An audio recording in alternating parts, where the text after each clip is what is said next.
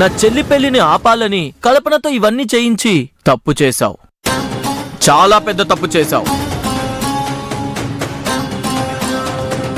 నేను చాలా పొలైట్గా సాఫ్ట్గా చెప్పాను, ఇటువంటి పనులు చెయ్యొద్దు, చేస్తే ఏం జరుగుతుందో ట్రైలర్ వేసి మరీ చూపించా.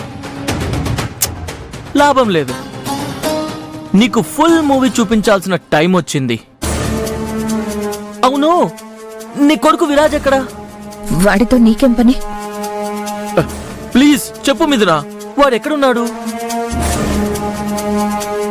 బెడ్రూమ్ లో చదువుకుంటున్నాడు. You mistaken. వాడు బెడ్రూమ్ లో లేడు. ఎక్కడున్నాడు?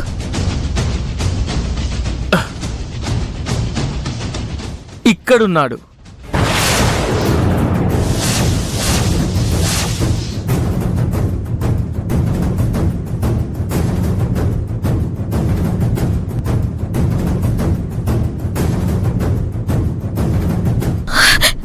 విరాజ్!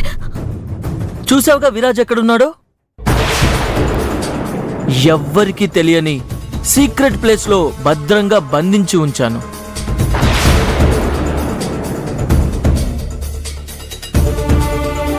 నేను జస్ట్ ఒక వీడియో కాల్ చేసి ఆ రౌడీలకి ఒక్క చిటికేశాననుకో, నీ కొడుకుని ఫినిష్ చేస్తారు. అంతే. ఖేల్ ఖతం, దుకాన్ బంద్. వద్దు, ఆ పని చేయొద్దు ప్లీజ్. వాడిని వదిలే. వాడంటే నాకు ప్రాణం. ప్లీజ్ వాడిని ఏం చెయ్యొద్దు.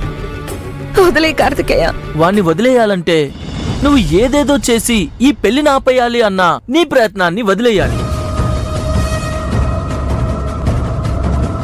చూడు, రేపు అనుకున్న ముహూర్తానికే ఏ ఆటంకం లేకుండా ప్రణవి గౌతమ్ల పెళ్లి జరిగి తీరాలి. నీ కొడుకు నీ దగ్గరకొస్తాడు. నువ్వు ఏవైనా పిచ్చి పిచ్చి వేషాలు వేశావో పాపం పసివాడి ప్రాణాలు గాల్లో కలిసిపోతాయి. సో ప్రణవి గౌతమ్ల పెళ్లి నువ్వే దగ్గరుండి జరిపించాలి.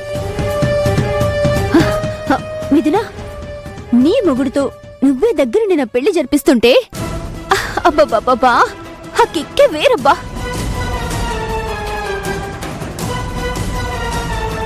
అందుకే నన్ను పెళ్లి కూతుర్ని చేయడం దగ్గర నుంచి బావ నా మెళ్ళో తాళి కట్టేంత వరకు నువ్వే నా దగ్గరుండి పెళ్లి జరిపించాలి. అది కూడా ఇలా నవ్వుతూ. అర్థమైందా? హే, అర్థం కాకపోవటానికి మిథునేమైనా అమాయకురాలా? చాలా తెలివైంది. అయినా సరే ఇంకొక్కసారి నా బాధ్యతగా చెప్తున్నా, Mithuna, this is your last and final warning. ఈ విషయాలు అన్నయ్య గాని గౌతమ్ గాని చెప్పినా ఈ పెళ్లి ఆపాలని నీ తెలివితేటల్ని ప్రదర్శించినా చిన్నప్పటి నుంచి పాపం నువ్వు ప్రేమగా అల్లారు ముద్దుగా పెంచుకున్న నీ విరాజ్ విగత జీవైపోతాడు. జాగ్రత్త. పదండి. మిథునా, చూడు, ఈ ఇంద్రాని చెప్పిందంటే 100% చేసి తీరుతుంది.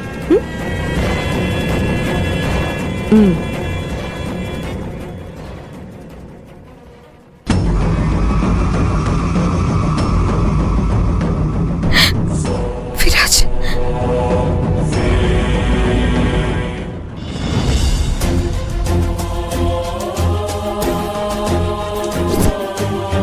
నువ్వు ఏదేదో చేసి ఈ పెళ్లిని ఆపేయాలి అన్న నీ ప్రయత్నాన్ని వదిలేయాలి.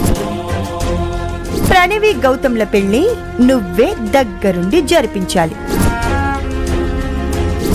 వీడు నీ కొడుకుగా బ్రతకాలి. విరాజ్, నీ కాలికి చిన్న ముళ్ళు గుచ్చుకుంటేనే తల్లడిల్లిపోతానే.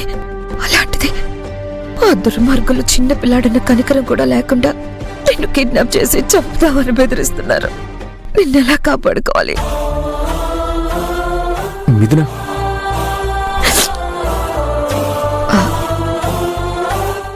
ఏంటి మిథున ఇది? అసలేం జరుగుతుంది? నాకంతా గందరగోళంగా ఉంది. ఇంత జరుగుతున్నా ఏమీ చేయలేని అసమర్థుడుగా నీ ముందులా నిలబడిపోయాను. ఈ పెళ్లి ఆగిపోతే చాలా పెద్ద అనర్థాలు జరుగుతాయని నువ్వు నన్ను కన్విన్స్ చేశావు. కానీ ప్రణమితో నా పెళ్లికి నీ మనసు నువ్వు కన్విన్స్ చేసుకోలేకపోతున్నావని నీ మొహం చూస్తే క్లియర్గా అర్థమవుతుంది మిథున. నువ్వే కాదు, ఈ ప్రపంచంలో ఏ ఆడది కూడా తన భర్త ఇంకొక అమ్మాయిని పెళ్లి చేసుకోబోతున్నాడంటే ఒప్పుకోరు.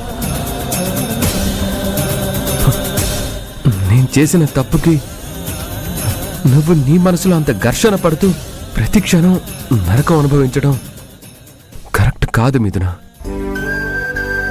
నీకెదురవుతున్న అవమానాలు, నువ్వు పడుతున్న బాధలే నాకు పెద్ద అనర్థాలుగా అనిపిస్తున్నాయి. నువ్వు పెళ్లికి ఒప్పుకున్నావు, అగ్రిమెంట్ మీద సంతకం పెట్టేశావు, నన్ను కూడా కన్విన్స్ చేశావు. దీనంతటికీ కారణం ఆహా ప్రణవికి న్యాయం చేస్తున్నట్టు నీకు అనిపిస్తున్నా ఇంకేదో బలమైన కారణం ఉందని నా మనస్సాక్షి చెప్తుంది మిథున.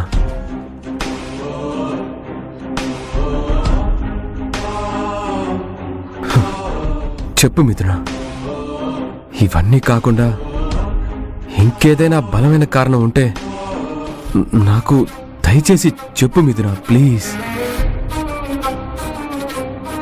చెప్పు మిథున, నేను అడుగుతున్నాను. విరాజ్ గురించి గౌతమ్కి నేను చెప్పాననుకో, గౌతమ్ కార్తికేయ వాళ్ళ మీద కోపంతో రగిలిపోయి వాళ్ళని చంపేంత పనిచేస్తాడు. అది మనసులో పెట్టుకుని కార్తికేయ విరాజ్ని ఏమైనా చేస్తాయి. వాళ్ళు ఏం చేయడానికైనా వెనకాడరు. వద్దు, విరాజ్ విషయం గౌతమ్కి చెప్పకూడదు.